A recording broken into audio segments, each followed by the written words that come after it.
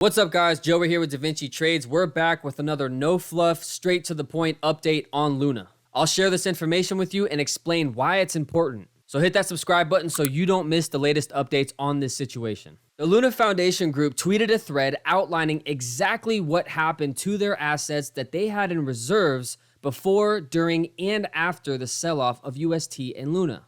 As of Saturday, May 7th, 2022, the Luna Foundation Guard held a reserve consisting of the following assets.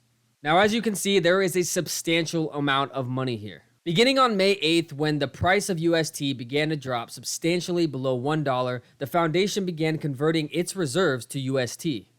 The Foundation did so by directly executing on-chain swaps and transferring Bitcoin to a counterparty to enable them to enter trades with a Foundation in large size on short notice. Now, this is obviously a necessary procedure because they just couldn't keep up with the rate at which UST was falling.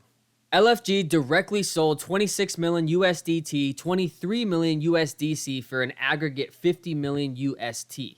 They also transferred 52,000 Bitcoin to trade with a counterparty for an aggregate of 1.5 billion UST. Now, in my previous video, we discussed that there was a large amount of Bitcoin that had been liquidated in order to get us back to our 1-to-1 ratio. This was it.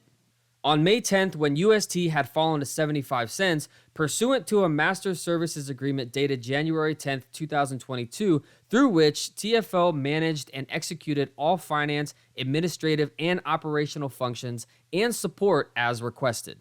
TFL, on behalf of the Foundation, executed the following exchange trades in a last-ditch effort to defend the peg. This included selling 33,000 Bitcoin for an aggregate 1.2 billion UST.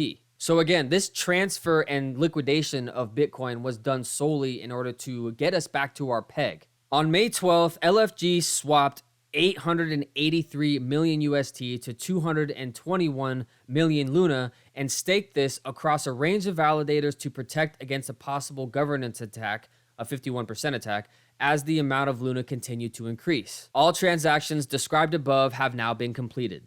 As of now, the Foundation's remaining reserves consist of the following assets. Now, obviously, this number is way lower than the one that we saw in the beginning of this video. The Foundation is looking to use the remaining assets to compensate remaining owners of UST smallest holders first. We are still debating through various distribution methods, updates to follow soon.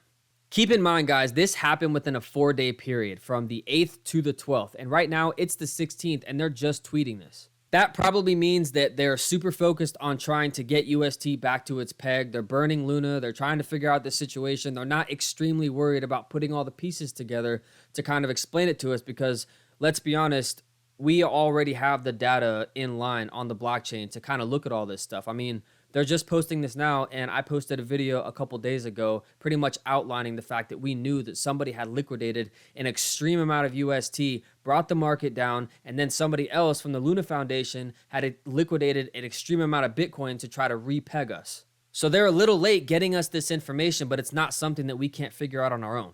So all we can do right now is practice our due diligence. Once again, hit that subscribe button, hit the notification bell so you don't miss these updates. I won't waste your time, no fluff, just data and information. I'm going to try to stay on top of this for you guys. If you've been personally affected by the situation, you're not alone. We are here with you. We'll do our best to keep you up to date on everything that's going on. We'll see you next time on DaVinci Trades. Thank you, guys.